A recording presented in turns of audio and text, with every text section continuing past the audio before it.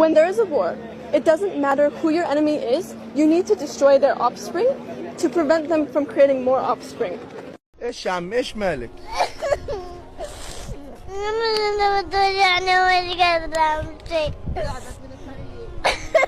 من ايش تبكي؟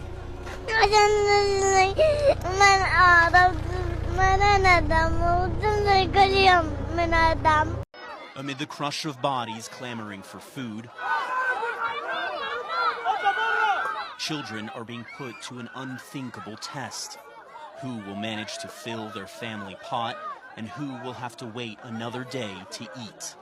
أمان تغمصوا العرب ريحونا والله تعبنا والله تعبنا أمان تغمصوا العرب أمان تغمصوا والله تعبنا صبرنا نستحسن بالشوارع والله تعبنا يا رب والله تعبنا مش عارفين وين نروح يا ربي متى كل الدنيا يخلى يا رب وين نروح من نسخر الله من نسخر الله يا رب من نسخر الله يا رب من نسخر ربنا يمسك علينا يا رب كل يوم يا رب شهيد وكل يوم حدا يا رب كل يوم شهيد يا رب ونجيب بابا العيوين وبابا ندور عليه. Mr. Netanyahu has long wanted to fight Iran because that way he can stay in office forever and ever. I mean, he's been there most of the last 20 years. But I think we should be trying to diffuse it. And I hope President Trump will do that. I hope anybody there will do that. We've got to stop. We've got to convince our friends in the Middle East that we'll stand with them and try to protect them. But choosing undeclared wars in which the primary victims are civilians who are not politically involved one way or the other, just want to live decent lives, is not a very good solution. Do I think that we have to try to stop Iran from having a nuclear weapon? I do. I tried at that, and we had some success. But we don't have to have all this outright, constant killing of civilians who can't defend themselves and they just want a chance to live.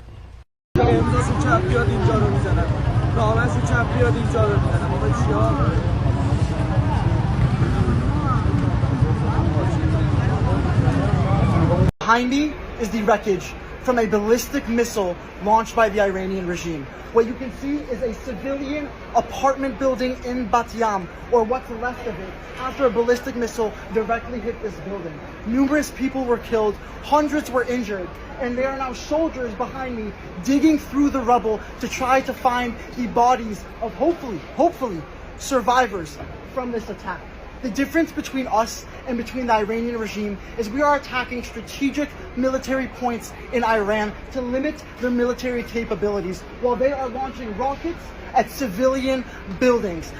This is not just about Iran versus Israel anymore. It's about truth versus propaganda, about humanity versus power, and a world that is just waking up. And now, Trump just bombed Iran without congressional approval. We are entering dangerous, irreversible territory. Hey everyone, welcome back to the channel. Today's video is intense, emotional, and extremely necessary. We are talking about the war between Iran and Israel and the reckless US involvement that just escalated things even more. Trump has launched a strike on Iran without Congress, without debates, and with zero regard for what this could trigger. But beyond the politics and the power plays, we are unpacking something even deeper: how Israel's actions in Palestine have triggered a global shift, and how the mainstream media, they are losing their grip.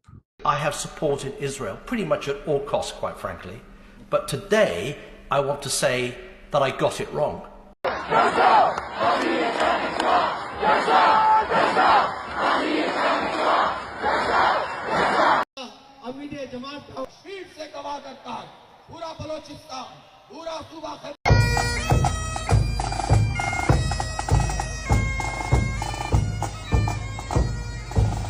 Innocent people and continue with their plan of genocide. Hello everyone, do you see the sun? When you start seeing protests in countries that once blindly backed Israel, something is shifting. The silence is breaking. The fear is fading. People are done watching children die in Gaza and being told it's self-defense. Let's talk facts. Just months ago, Israel had near unquestioned support from Western powers. But since the brutal bombings in Gaza and the growing list of human rights violations, even some of its biggest allies are distancing themselves. The purpose of the statement, the intention of the clear language is not just of ourselves, but of France, of the United Kingdom, many other countries, is that Israel ensures that adequate humanitarian aid gets to the population there, many of whom are on the brink of starvation. The Israeli ambassador has been summoned to Global Affairs to see the minister and explain. We expect a full investigation. We expect a immediate explanation of what happened. It's totally unacceptable. It's some of many things that are totally unacceptable that's going on in the region. O que está acontecendo em Gaza não é uma guerra. É exército matando mulheres e crianças. Israel's actions are completely unacceptable. It is outrageous that there be a blockade of food and supplies to people who are in need in Gaza. States which are democratic states have a responsibility to behave in a way that is consistent with international law and with humanitarian concerns. What is unfolding in Gaza is a genocidal onslaught and slaughter of the people of Palestine. What is unfolding now in Gaza is beyond being unjust. It is genocidal, and that is why we are dubbing it as a genocide against a people and a collective punishment against innocent people. Even celebrities, journalists, and former Israeli supporters are speaking up. The narrative is cracking because the footage, the testimonies, the pain, they don't lie. Now, let's talk about the elephant in the room, mainstream media. For decades, they painted Israel as the external victim and Palestine as the aggressor. But social media changed that. Iran just bombed a hospital. Israel has bombed almost every hospital in Gaza. The Soroka hospital is not a legitimate military target. Not a legitimate military target. Not a legitimate military target.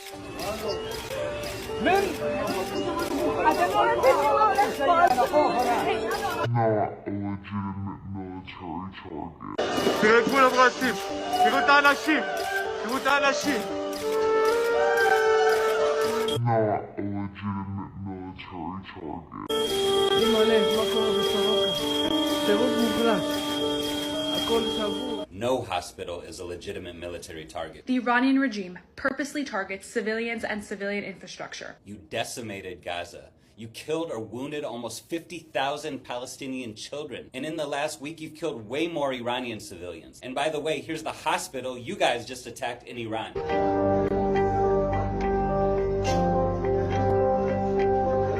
This is who we're up against. Yeah, a fascist, genocidal apartheid state that believes that Jewish lives are the only ones that count, fully backed by the U.S. The message today is that these news outlets' sudden willingness to criticize Israel is not coming from the goodness of their hearts, right?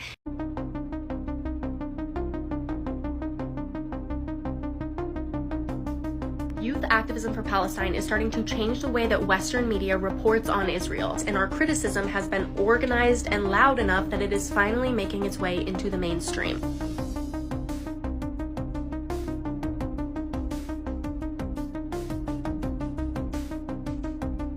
When Israel, the US, or Ukraine hit someone with a missile, it's an explosion. But any missiles fired by Palestinians or other enemies of the United States are terror attacks. Just a little lesson in how the media uses language to manipulate us. Social media is democratizing. It is a liberating vehicle for oppressed peoples.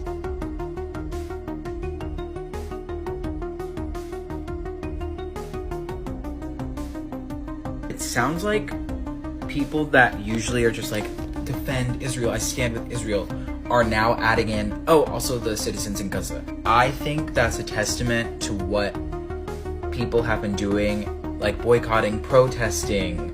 People are now like, oh, we have to like cater to both audiences. They're gonna start to realize that they're on the losing side. And if there's anything capitalist propagandists hate more than the truth, it's when it starts cutting into their profits. This right here, this is why more people believe TikTokers than mainstream media, when the truth is raw, unfiltered, and coming straight from the streets of Gaza. No polished headline can cover it up. And now, with Iran officially stepping in, this isn't just a regional fight, it's geopolitical. But what's shocking is how the US just threw more gasoline on the fire. Trump's unauthorized bombing of Iran could change everything. This isn't just policy anymore. This is war. Yet, many nations are not lining up behind Israel or the US like they used to. This is not a black and white, good guy versus bad guy narrative anymore. Guys, Israel just wants peace. That's why they bombed Iran, and Lebanon, and Syria, and Palestine, and rejected every single permanent ceasefire, and bombed all the cell towers in Gaza so they couldn't take any videos. They do this because they want peace, guys. Don't let the pro-Palis deceive you. You ever notice how the moment a country becomes self-reliant on energy or banking or tech, it immediately becomes a threat? Let's talk about Iran for a moment. Not the one that you get in the headlines, but the one that's rarely shown. Let's look at a few things they have. First of all, a domestically built nuclear fuel system, a satellite launch program, a growing AI, drone, and cybersecurity infrastructure, and their own national internet system that can operate off of the global web. And they've built this despite severe US and EU sanctions, ongoing Western and Israeli intervention, assassination of their top scientists, and cyber attacks like Stuxnet, targeting their nuclear sites. Iran has been independent for over 40 years and still managed to build an independent, high-tech infrastructure detached from the rest of the world. That's not weakness, that's resistance at a systemic level. When you zoom out, you see that Iran is not the first country that's been punished for stepping off grid. Take Libya, for example. They wanted to establish a gold standard, and as soon as they did, NATO bombs the country, Gaddafi is executed, and their gold reserves vanish. In Iraq, Saddam Hussein wants to sell oil in euros. Well, what happens then? Suddenly he's got weapons of mass destruction. Did we ever find them? No, but we found oil. As soon as Venezuela tried to focus on themselves and build their own independence from the world, the media narrative flips overnight, and they're suddenly a terrible communist nation. These were not wars. They're responses from the Western world trying to control the entire globe. So what happens when you have a country that refuses to comply with the global narrative? We see moments like this, where international conflict starts to escalate, and countries all over the world start to panic. While I can't prove it, I do believe that Iran's onto some breakthrough technology, something that could set the entire world free of dependence on energy systems. But even if that's not the case, this should concern everyone because it illustrates who are the bullies. And when you watch the evolution of the narrative on the news, you can see exactly what's going on. So before you believe the next headline that tells you who is really evil, ask yourself, why is that the story? Why is that the headline? And what were they doing to make themselves appear so dangerous? Because the ones who are afraid are the ones who have the power right now, not the ones that are trying to get it. And that should explain everything that you need to know. Whether you support Iran or not, the fact that people are more willing to listen to their side tells you something. People are tired of one-sided stories, tired of being told who to hate. This war is tragic, no doubt. Innocent people in Israel, Iran, and especially Palestine are suffering. But what we are witnessing is the collapse of a carefully maintained illusion. People are not just choosing sides, they are choosing truth. And that truth is inconvenient for those in power. Let me know what you think in the comments. What do you make of Trump bombing Iran without Congress? Have you noticed the shift in how people see Israel and Palestine? Do you still trust the mainstream media's take on this war? I'll be replying to as many as I can. Subscribe if you want raw, honest conversations like this.